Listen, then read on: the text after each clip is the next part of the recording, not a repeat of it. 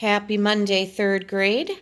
I am back with this week's selection, which is The Power of Magnets, Lesson 27, found in your Make Your Mark soft cover selection book on page 20. So go ahead and find that before you follow along with me. This is a nonfiction selection all about magnets. Magnets are super cool. If we were together, I'd be pulling out my tubs of magnets and we would be exploring with them. So this makes me sad. Actually, when I turned to this and saw this as our selection, I feel badly that we can't be together, but maybe you have some magnets at your house and there are some things that you can do with magnets on your own. Chances are there's a magnet on your refrigerator. It's probably holding up a photo, a drawing, or some other piece of paper. Have you noticed that the magnet sticks to the refrigerator but not to the paper? Do you know why? This refrigerator magnet is actually pulling on the refrigerator. A magnet attracts objects with iron in them. The refrigerator door is probably made of steel, which is made from iron. Paper has no iron in it. That's why the magnet doesn't stick to it.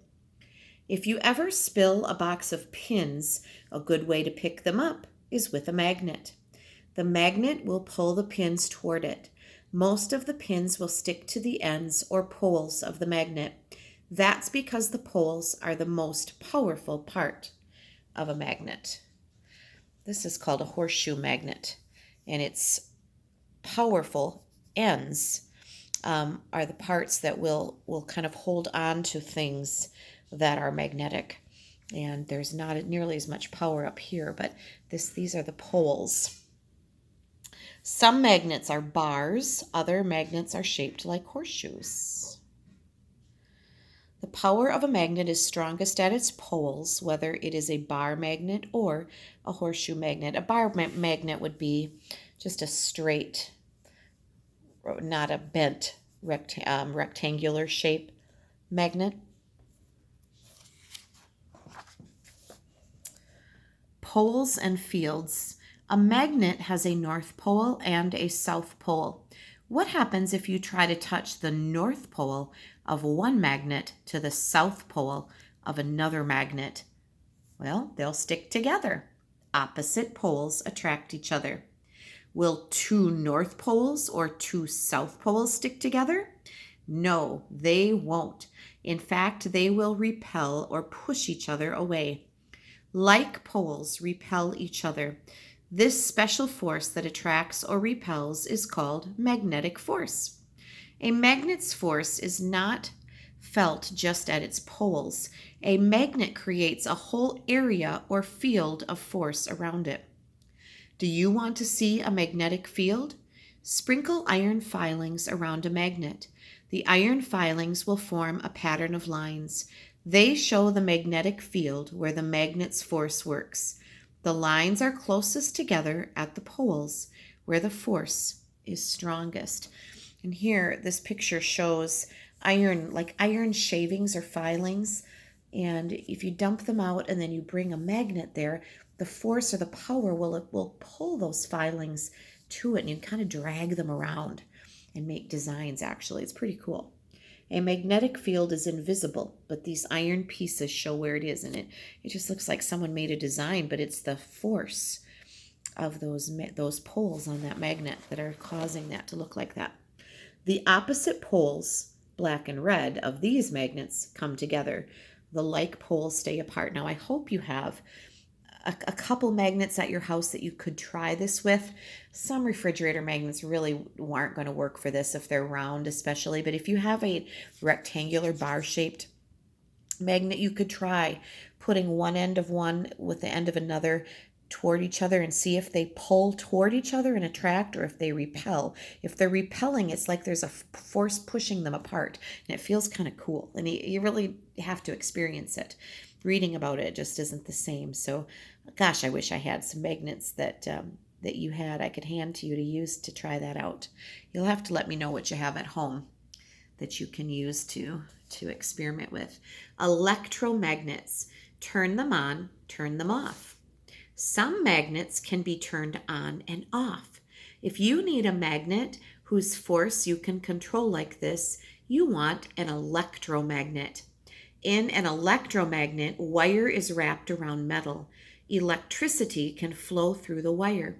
When you turn the electricity on, the metal becomes a magnet. It is an electromagnet. When you turn the electricity off, the metal stops being a magnet. Junkyards use huge electromagnets to move old cars. A special crane turns electricity on. That turns a core of metal into a magnet. The car sticks to the magnet and the crane moves the car with ease. Then the electricity is turned off and the magnet turns back into plain metal. The car drops into place. So an electromagnet is an awesome way to move big, heavy metal objects, such as cars in a junkyard. Electromagnets are useful for two reasons. They can be powerful enough to move a car, and they can be turned on and off. Then there's a sidebar here. Some information about a man named Michael Faraday. Michael Faraday's electric idea.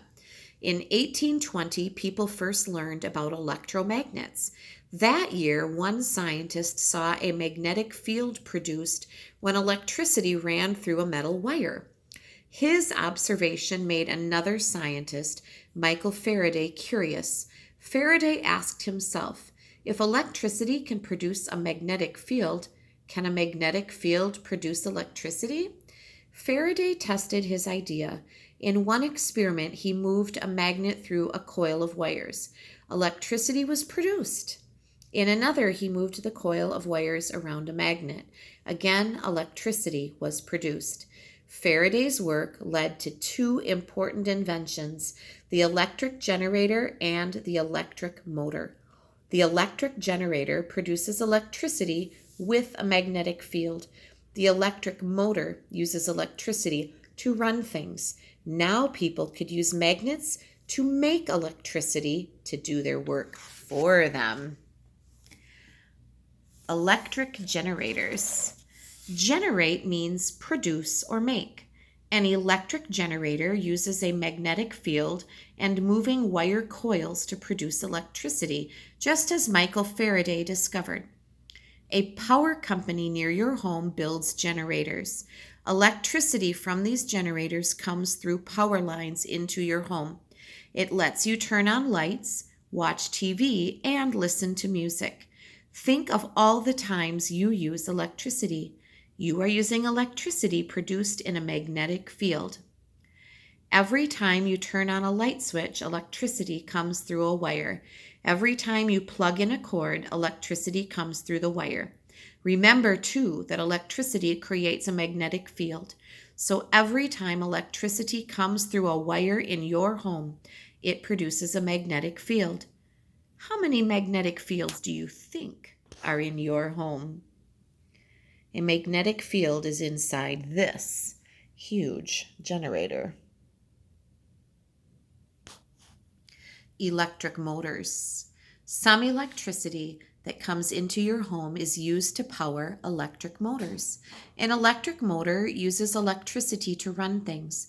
When you plug in and turn on a hairdryer or a fan, an electric motor makes it work.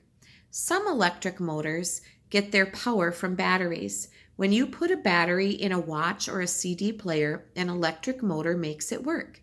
Think about all the toys and tools in your home that have electric motors. Inside each electric motor is a magnet and its magnetic field. How many magnetic fields in electric motors do you think are in your home? Remember that magnets are not just on your refrigerator door.